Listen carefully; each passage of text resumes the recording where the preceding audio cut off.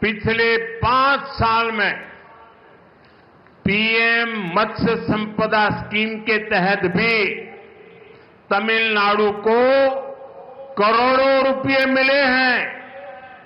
हमारी कोशिश यही है कि मछुआरों को ज्यादा फैसिलिटीज मिले, आधुनिक सुविधाएं मिले, चाहे सीवीड पार्क हो या फिर फिशिंग हार्बर और लैंडिंग सेंटर हो। केंद्र सरकार यहां सैकड़ों करोड़ रुपए इन्वेस्ट कर रही है।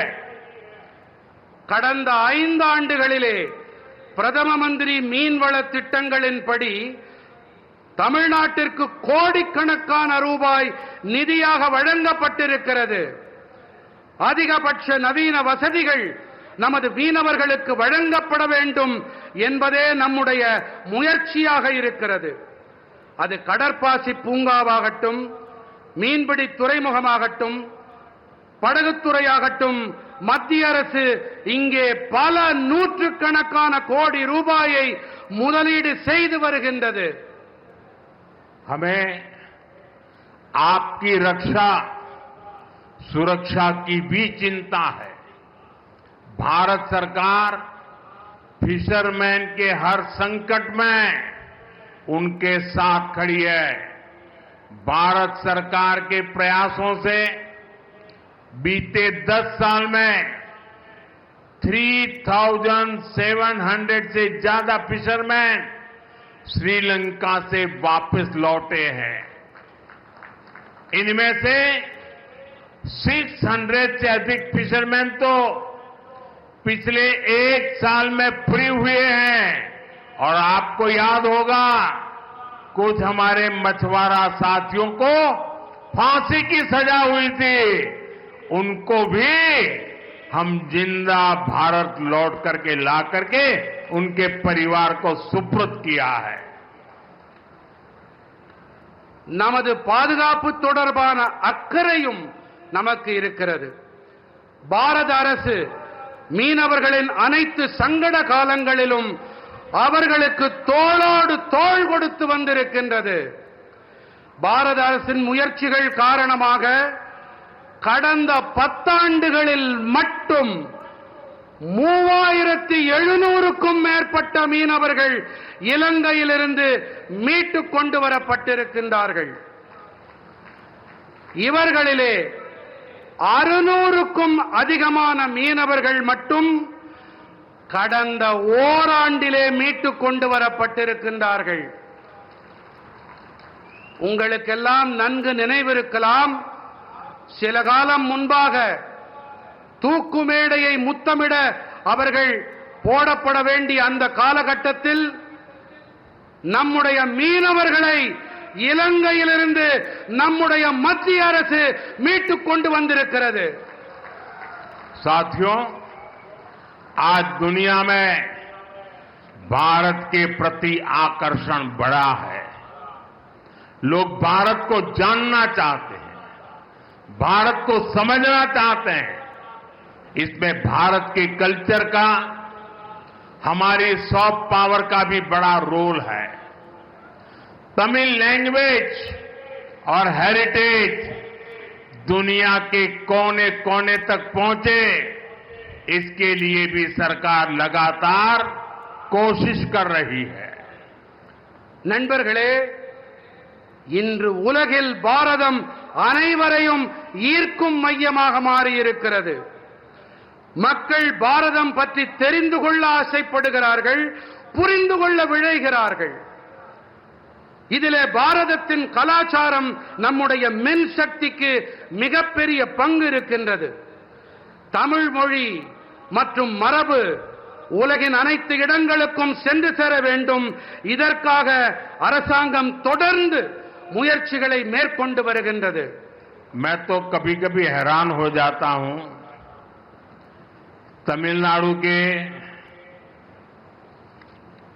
कुछ नेताओं की चिट्ठियां जब मेरे पास आती है, कभी भी कोई नेता तमिल भाषी में सिग्नेचर नहीं करता है।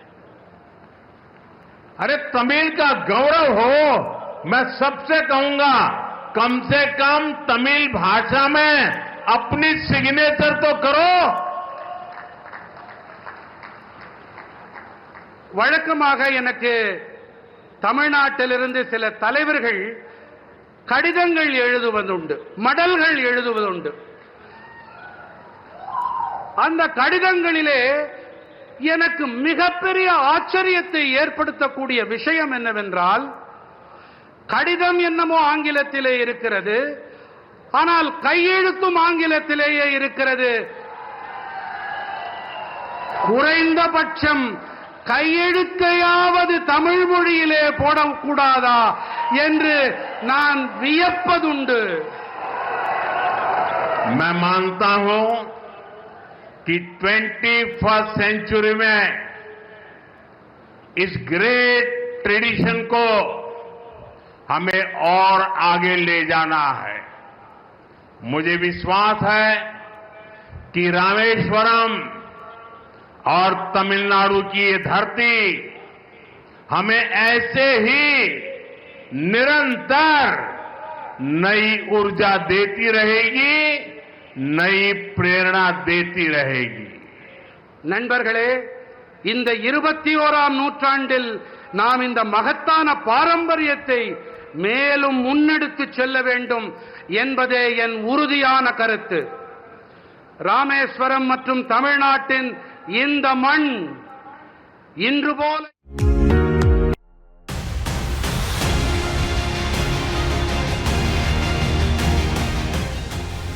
आज रामनवमी है और राम भक्त प्रधानमंत्री मोदी इस शुभ अवसर पर रामेश्वरम में हैं।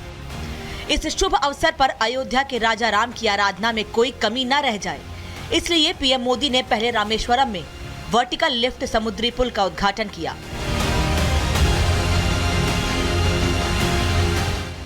फिर वो अपने आराध्य प्रभु श्री राम की पूजा करने के लिए रामेश्वरम के प्रतिष्ठित रामनाथ स्वामी मंदिर में पूजा अर्चना करने पहुंचे।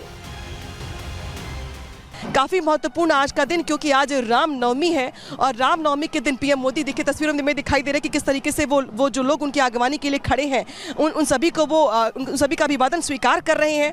और इसके बाद प्रधानमंत्री अंदर जाएंगे और पीएम मोदी पूजा अर्चना करेंगे। रामेश्वर धाम जो कि अपने आप में 4 धामों में से एक है, 12 ज्योतिर्लिंगों में से एक है, और प्रधानमंत्री मोदी का प्रभु श्री राम के प्रति आस्था और पूजा और जो हमने जो भी देखा है अब तक वो बताने के लिए काफ़ी कि प्रभु राम से जो आस्था है पीएम मोदी की वो कितनी ज़्यादा है। श्रीलंका से रामनाथ स्वामी मंदिर तक आने के बीच में भी जो राम सेतु पड़ा, पीएम मोदी ने तस्वीरें शेयर भी की है, जारी भी की है। ये पहला मौका नहीं है जब राम भक्त मोदी प्रभु श्री राम की भक्ति में डूबे हैं। दरअसल प्रभु श्री राम में अगाध आस्था रखने वाले पीएम के नस नस में राम भक्ति का ज्वार बहता है। अयोध्या के श्री राम जन्मभूमि मंदिर में रामलला के प्राण प्रतिष्ठा समारोह का मौका हो, या फिर पिछले साल प्रभु श्री राम के पूर्वज माने जाने वाले श्री रंगनाथ स्वामी मंदिर के श्री रंगम मंदिर में पूजा अर्चना की तस्वीरें हों, प्रधानमंत्री हमेशा से ही प्रभु श्री राम की भक्ति में डूबे नजर आए हैं। इसलिए जब पिछले साल प्रधानमंत्री ने रामलला के पहले यजमान के रूप में पूजा की तो उन्होंने राम की महिमा बताते हुए कहा था, राम भारत की प्रतिष्ठा है, गवाह हैं, आग नहीं ऊर्जा है। राम आग नहीं है, राम ऊर्जा है। राम विवाद नहीं, राम समाधान है। राम सिर्फ हमारे नहीं है, राम तो सबके हैं। राम वर्तमान नहीं, सिर्फ वर्तमान ही नहीं, राम अनंत काल है।